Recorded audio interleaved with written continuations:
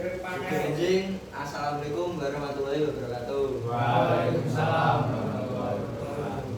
Para rawuh ingkang kinurmatan Bapak Kepala Desa, perangkat desa, Bapak Ibu warga sedaya lan para muda-mudi ingkang kula tresnani.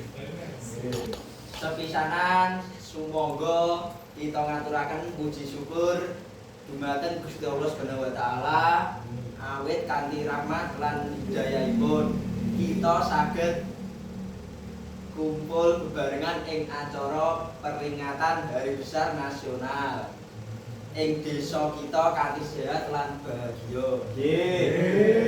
Kegiatan menika dados barokah tumarap kita sedaya. Amin.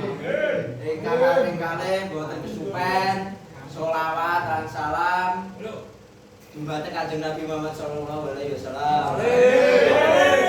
Ingkang syafaatipun kita tunggu ing dinten kiamat. Para rawuh ingkang kula hormati, BHBN punika salah satunggalipun wujud tresna lan hormat kita dumateng pahlawan lan leluhur bangsa.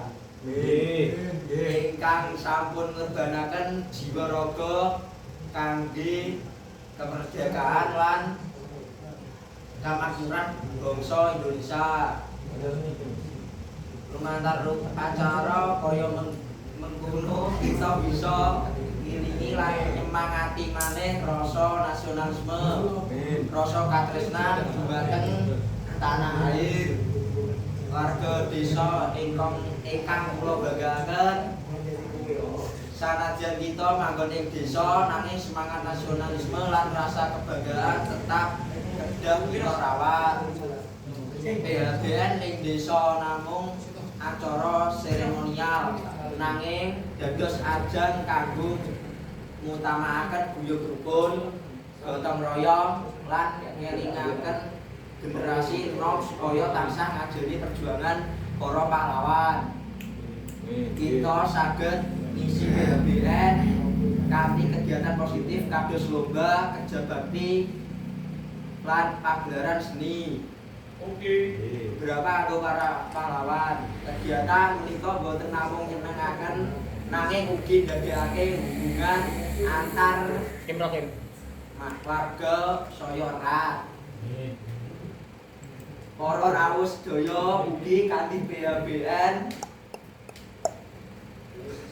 ingkang dipunadani saben taun menika semangat nasionalisme lan rasa katresnan dumateng bangsa tanah air.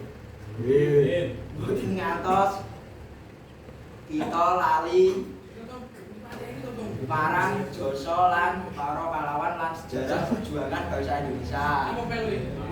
Mugi desa kita tansah tentrem lan ayem.